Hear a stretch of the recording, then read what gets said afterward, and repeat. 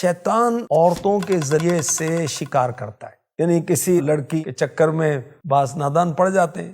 حضرت آدم علیہ السلام کا ایک بیٹا قابیل یہ عشق مجازی میں پھنسا تھا، اور عشق مجازی کی بنا پر قابیل نے حابیل کا قتل کیا۔ اس کا واقعہ قرآن پاک میں موجود ہے۔ حضرت علی رضی اللہ تعالی عنہ کو شہید کرنے والا بدبخت انسان، اس کا نام ہے ابن ملجم۔ عشق مجازی کا یہاں بھی چکر چلا۔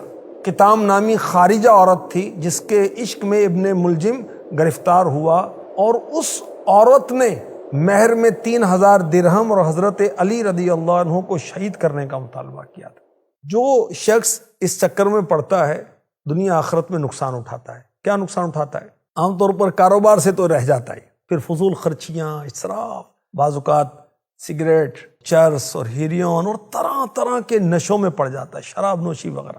بعض اوقات اس لت میں پڑھنے والے لوگ بدکاری کی نحوست میں گرفتار ہوتے ہیں، پھر خود بھی بدنام ہوتے ہیں، گھر والوں کو بدنام کرتے ہیں، خاندانی تعلقات ان کے خراب ہو جاتے ہیں، پھر ہر وقت غم ہے، ہر وقت فکر ہے، وسوسے آ رہے ہیں، نیند نہیں آ رہی، کھانا نہیں کھایا جا رہا، اور بدن پیلا پڑ جاتا ہے، جسم کمزور پڑتا ہے، تو اعضاء کے اندر بھی کپ کپی سی ساری ہونے لگتی۔ عقل جو ہے یہ بھی کمزور ہو جاتی اور بیماری چھا جاتی۔ بعض اوقات پھر ایسا شخص جو ان معاملات میں پڑتا ہے وہ پاگل سا لگتا ہے اور ہلاکت کے بس کنارے پہنچ جاتا ہے۔ اللہ کی پناہ۔ دینی نقصانات کیا ہیں عشق مجازی کے؟ بہت سارے گناہوں میں بندہ مبتلا ہو جاتا ہے اور ایمان کی بربادی کا سبب بھی بن جاتا ہے۔ اگر عبادت ایسا شخص کر بھی لے تو اس کو لذت نہیں آتی، دل سخت ہو جاتا ہے۔ اگر بدکاری کی آفت میں پڑا تو اللہ اور رسول کا نافرمان عذاب قبر و آخرت کا حقدار ٹھہرتا ہے۔ اسباب کیا ہوتے ہیں؟ گھر میں دینی تربیت نہیں ہے، گناہ بھرے چینل چل رہے ہیں، اور محرم و نامحرم کا فرق نہیں بتایا جاتا۔ بچوں کو بلوغت سے قبل ہی بتانا چاہیے کہ پردہ کیا ہے۔ بچیوں کو یہ بتانا چاہیے کہ کن کن مردوں سے ان کا پردہ ہے۔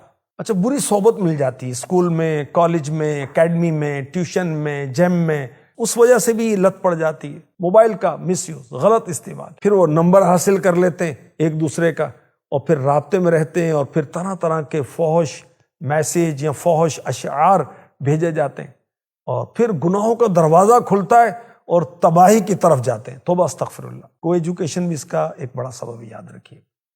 بد نگاہی اس کا ایک بہت بڑا سبب ہے۔ امام احمد رضا خان رحمۃ اللہ تعالی علیہ فرماتے ہیں پہلے نظر بہکتی ہے، پھر دل بہکتا ہے، پھر ستر بہکتا ہے۔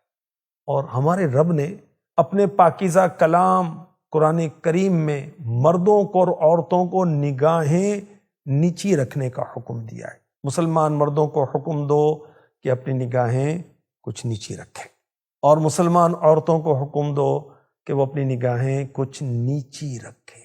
حدیث قدسی میں ہے، بد نگاہی شیطان کے تیروں میں سے زہر میں بجھا ہوا ایک تیر۔ علاج کیا ہے؟ بر وقت جلد شادی کر لینا بھی عشق مجازی کا حل ہے۔ کثرت سے روزے رکھنا بھی اس کا حل ہے۔